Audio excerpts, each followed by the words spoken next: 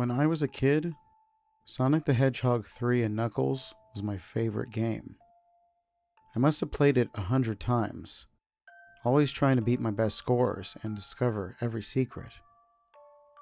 Then over the years, I guess I must have misplaced it.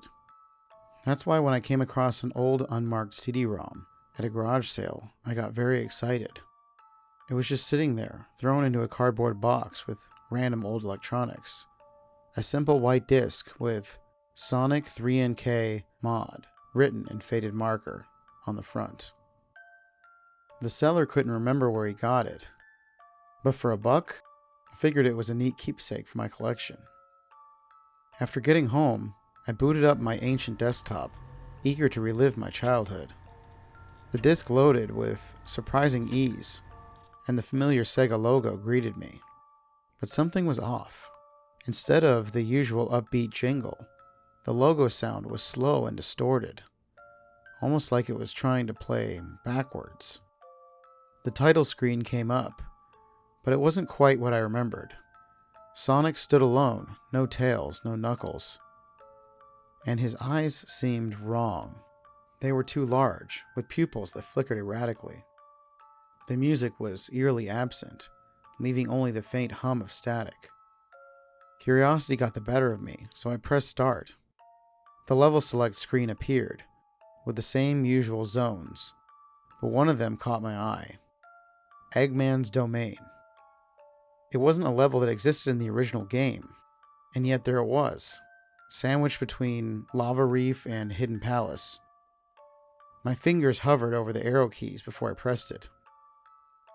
As the level loaded, I was greeted by a dark, grim environment. The walls were lined with what looked like cages and broken machinery, illuminated by the occasional flickering light. The unsettling lack of music continued. I began playing, guiding Sonic through the desolate level. It was strangely linear, as if pushing me towards something in the distance. The further I ventured, the more disconcerting the imagery became. Cages weren't empty. They contained decaying, lifeless creatures, and some even had what seemed like scraps of blue and red fur. The background showed enormous silhouettes, almost like bodies suspended in vats. I tried to tell myself it was just a mod, someone's twisted idea of a scare.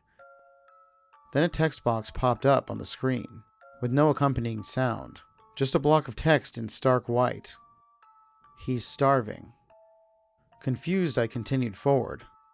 Sonic moved slower than usual, almost as if he was resisting. As I pressed on, I noticed that the static noise was getting louder. It wasn't just static, it was layered with something else. A wet, crunching sound. My nerves were shot, but I couldn't bring myself to quit the game. Soon I reached what should have been the boss room, but instead of the usual Eggman contraptions, the screen flashed and everything went dark. After a few seconds, a new image appeared, an enormous grotesque figure resembling Dr. Robotnik. But this wasn't the Eggman I knew. His eyes were sunken and pitch black, and his grin stretched unnaturally wide, revealing rows of sharp, jagged teeth. He was hunched over something, devouring it, with a sickening hunger. A title flashed across the screen for a brief second. Starved Eggman. Another text box appeared. I'm so hungry. The screen began to distort, shaking violently. Starved Eggman slowly turned towards Sonic, blood dripping from his lips.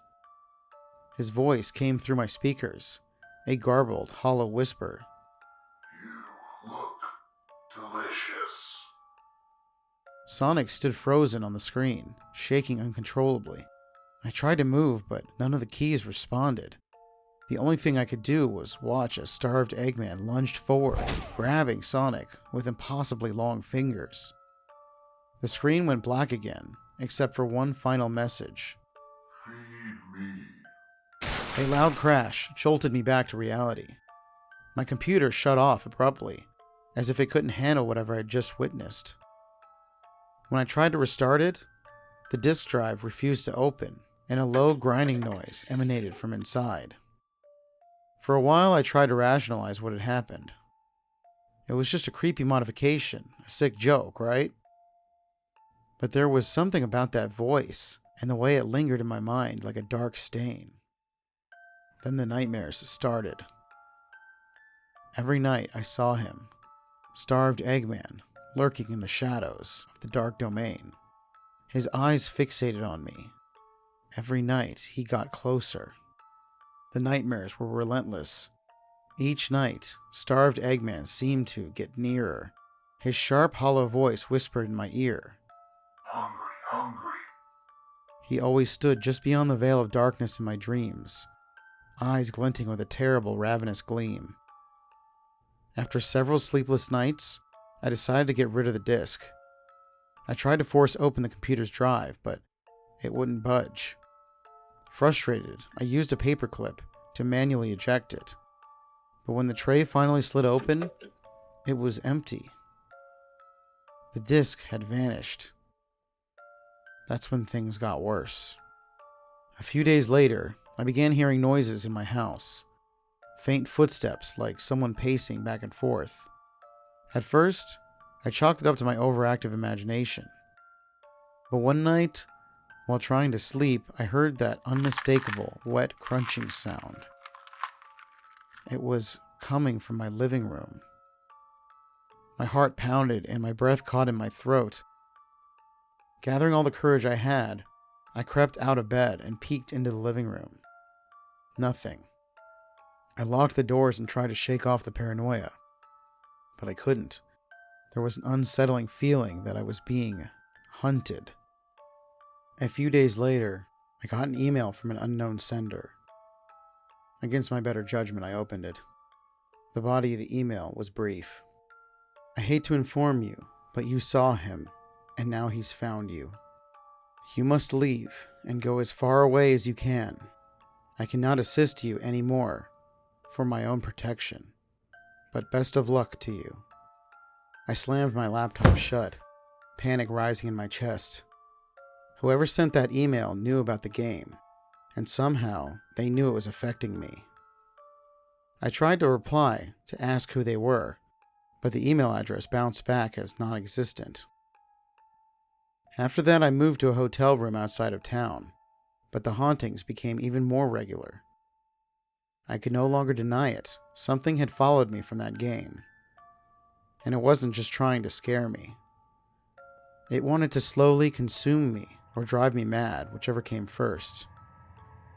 One night as I sat in my room, trying to keep my eyes open, my laptop screen flickered to life on its own. The desktop was empty, except for a single file that hadn't been there before. feedme.exe. I wanted to delete it, but my hand wouldn't move when I tried to hover over it. However, eventually I was able to double-click the file. The screen turned black, and those familiar white words appeared. You can't ever run far enough. A pixelated version of my hotel room appeared on the screen. Sonic was there, standing motionless, next to a crude rendering of me, sitting at my desk. Starved Eggman slowly emerged from the darkness, inching closer to my on-screen avatar. I tried to shut the computer down, but it wouldn't respond. My body felt paralyzed, and all I could do was watch. Starved Eggman's face took up the entire screen now. His eyes widened, and his grin spread wider than should be physically possible. His voice came through the speakers, clear and chilling. You're mine. The lights in my room flickered, and then they went out entirely. I heard the footsteps again, slow and deliberate. There in the darkness, the wet crunching sound returned, followed by a raspy whisper that sent a shiver down my spine. So hungry.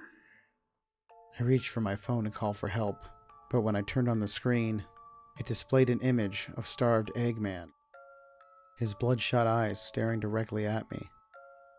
The phone buzzed violently, then died in my hand. There was no escape. He was here.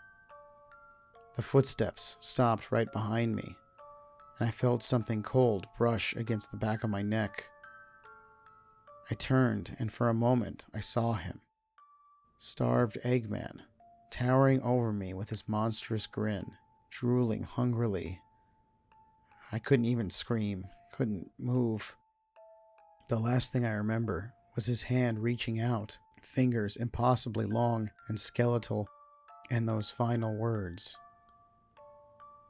You will feed me.